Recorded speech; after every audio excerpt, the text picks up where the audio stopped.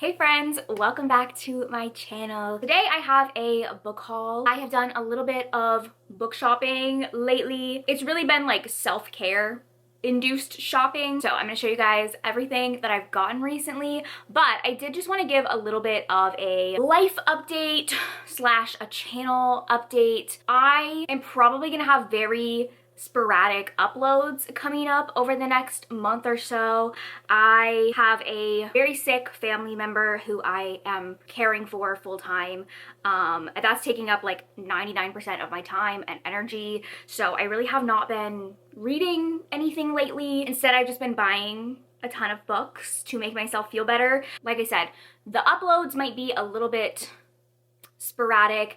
My Patreon is also currently on pause. If anyone was thinking of joining soon, I would definitely wait until the new year. Anyone who's currently a member still has access to it. I'm kind of just taking like a little bit of a break from doing YouTube full-time, but I hopefully will still have like a few uploads.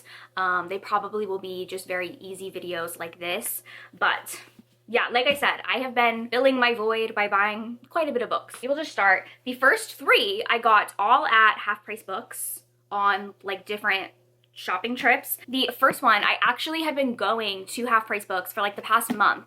Every time I went there, I was looking for this book specifically, and then when I went there the other day, they had it, and I was so excited, and that is Gideon the Ninth by Tamsin Muir. This book, you guys probably know what it is about. It is so popular. Way back before it came out, I actually got an arc of it and I started reading it, and I was so confused. I was so lost. I was like, what is going on? So I ended up DNFing it and I just never went back to it.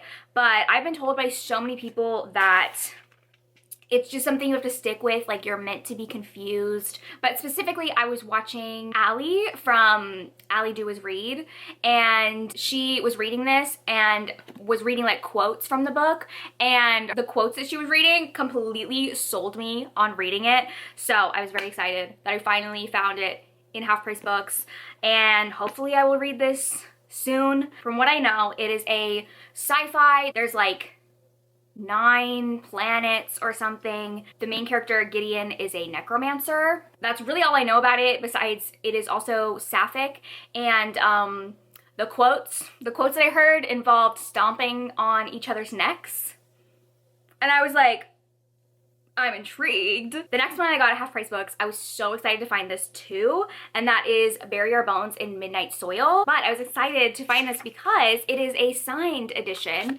and I got it for like $10.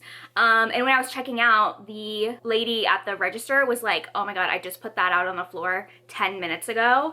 And I was like, well, you put it out specifically for me. This is V.E. Schwab's new sapphic vampire book, and I've just been hearing amazing things about it. I feel like this could be like a favorite book of the year, which kind of scares me. And then the last one that I got at Half Price Books is this one from Eric LaRocca. It is The Trees Grew Because I Bled There. It is a collection of short stories, which the only thing that I've read from Eric LaRocca is Things Have Gotten Worse Since We Last Spoke, which I enjoyed. I always have a hard time describing what I felt about that book because it is so repulsive and disturbing, but for what it was doing, I loved it. So I'm excited to read this collection of stories. It says that it's 8 stories of dark fiction. I feel like this will be a good one to read like maybe on Halloween night or something. Okay, the next 3 I got, they're all still wrapped in plastic. These are from, oh my god, which subscription are these from? Bookish Box, maybe? It's the second trilogy in the Poison Study series. I had the first 3 in these editions and they're stunning. So I got all these.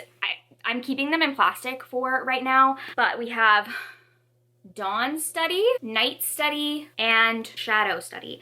I actually have not read the second trilogy. I've read the first trilogy, Poison Study, Magic Study, and Fire Study. I've read that a few times, and then I just never get myself to read the second trilogy. Hopefully, now that I have these beautiful editions, this will be the push that I need to finish this series. I love it. It's a very like classic OG fantasy romance series about this girl who becomes a poison taster for the for the king. Oh, it's so good. Okay, these next two, I actually went to Barnes & Noble, not yesterday, but the day before yesterday, and I was specifically going for this book, The Shadow of the Gods. I know I said I haven't been reading a lot lately, but what I have been reading are very long, chunky fantasy books. That's just kind of what I've been in the mood for. Right now I'm reading The Kings of the Wild, and I'm really enjoying that. So I was kind of looking up a list of like other good, long, chunky fantasies that people like, and this one kept coming up, and it is a Norse inspired fantasy book with like Vikings and stuff, and it just sounded really good. So when I went into Barnes & Noble, I read the first chapter and I was sold. I was sold immediately. The first chapter is following this like badass Viking woman, and it was really interesting. So I think it also has dragons and like crazy creatures. I don't know, we will see. I hopefully will read this soon. It's definitely like a little bit out of my comfort zone, but I don't know, I've just been really in the mood for those like super chunky fantasies that I can just sink my teeth into. When I was there, I went to the Barnes & Noble cafe and I got a drink, and they were having one of those like if you buy something at the cafe you get a $5 book, and the book that they had was Long Live Evil by Sarah Reese Brennan, and I've always been very intrigued by this book, so I was like, for $5 I'll just get it.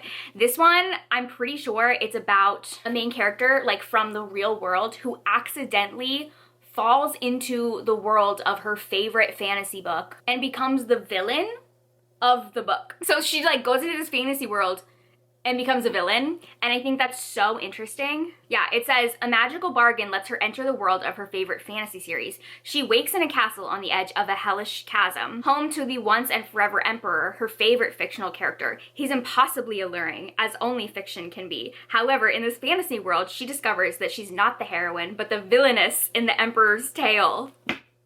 That just sounds so fun. And yeah, I was like, for $5, I'll try it out.